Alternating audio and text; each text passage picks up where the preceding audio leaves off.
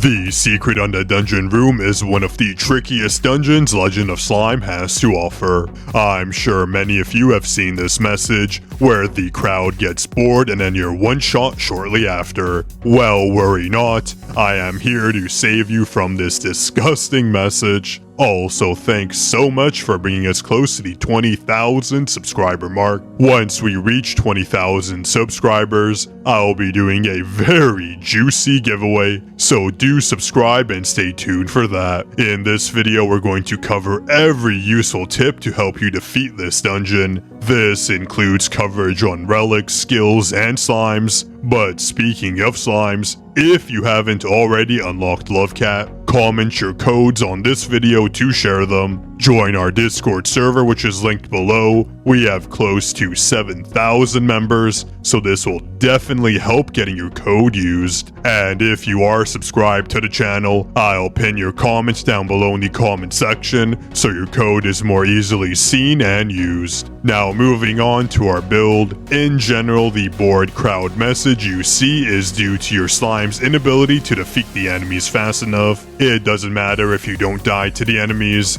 They are bored because you are literally not putting up enough of a challenge. So to combat this, we must kill the enemies faster. But how do we do this? This is done by implementing an AoE and multi-hit focus to our build, and AoE just stands for area of effect. So this would mean abilities that damage multiple enemies at once.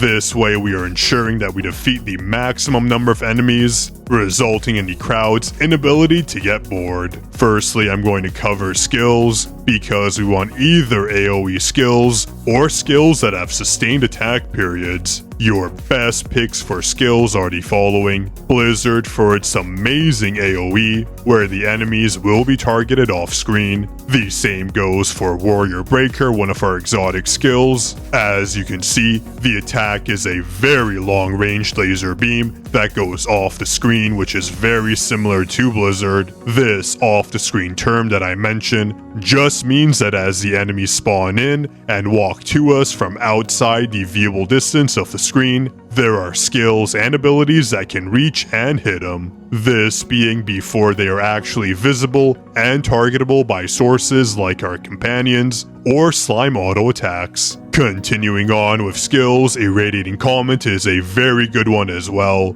It is both an AoE effect and a skill that resets the cooldown of our other skills, allowing us to continue and sustain damage to multiple targets. Bat Bombardier is also another solid choice. It attacks multiple enemies at once, while also having a long-lasting sustained effect. This makes it a very useful option if you are missing any exotic skills. And for skills, they might not be good right away, but there are skills that are good with combinations with relics and treasures, so let's cover that. But firstly, on the topic of relics, make sure under no circumstance that you have Slime Mucin equipped. The delay in enemies reaching you to be finished off can result in the bored crowd message, so when running the secret Undead room dungeon, always make sure that your Slime Mucin relic is taken off. I know it is a great option for stage bosses, especially if you have low HP, but it is a huge hindrance in this dungeon, so I recommend going for ancient coins, since you are getting an additional magic coin cast, which is going to be useful since you can hit multiple enemies with that skill, so it is a solid relic choice, which does cast a solid skill. For your gem relic, please go with Opal.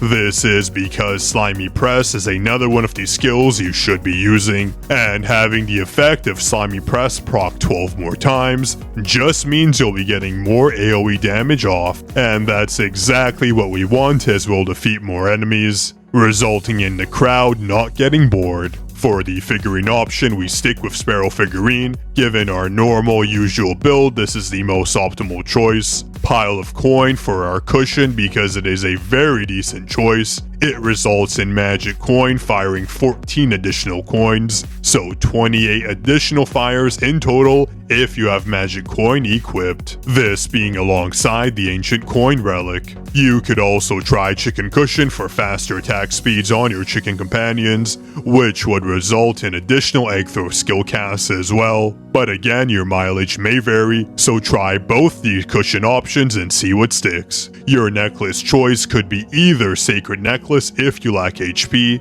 or you could use pearl necklace. This will allow evil spirit, which is one of the potentially solid skills you can use, to deal more sustained damage to multiple enemies, this being due to the increased duration of 13 seconds, so another skill to consider. This combination will be very similar to that of pile of coin and magic coin, so again we are trying to get skills that hit multiple enemies at once, and continue to do so. Friendship necklace works fine too, spawning in those little goblins to help attack the enemies, so you have multiple choices when it does come to necklaces. Your mask choice is very simple, just use Birdie Mask for attack damage, or either Slime or Folksy Mask for survivability. You'll know which mask best suits you based on your ability to survive the dungeon stage that you're on, and for obvious reasons, Tome of Disorder should remain selected due to its attack boost. Now if we look at our slime options, I'll be covering both the best free-to-play and pay-to-win options. Astri is a very solid choice as her attacks are AoE,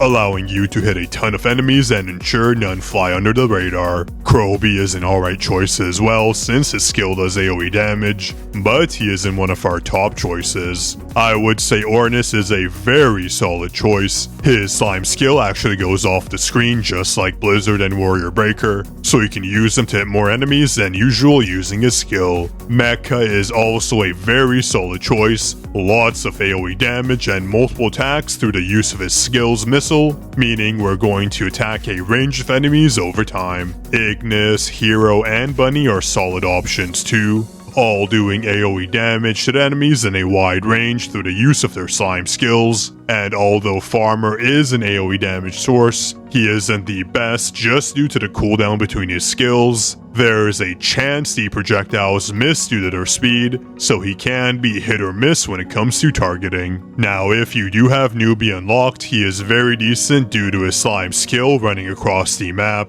meaning it generally doesn't miss and will land on the enemies you try to reach. And I would say Poseidon is a very solid option just due to how extensive his AoE slime skill is, meaning you'll clear the map easily with one cast, but it does have a very long cooldown, so your results may vary there. And if you were wondering, your companions should just be staples we talk about in our best build guide, so you should definitely check out that video, especially if you are curious about the best build you should be using, that being 4 stage bosses, ensuring you reach the highest stage possible. For your treasures, ideally you should just throw on Slime Doll for some additional slimy press damage, or Chick Doll for some more skill damage. Your crown usage remains the same with Sun Crown, and you should be using Frog Vase for additional damage, since this will benefit the majority of people using a frog companion. For your plant treasure, throw on Giant Aioli for more attacks, or Flexible Bamboo if you need HP, and to squeeze out even more AoE damage, do use Explosive Taco for that extra push in this build, since Golden Bread doesn't provide any benefit in the Secret Undead dungeon room.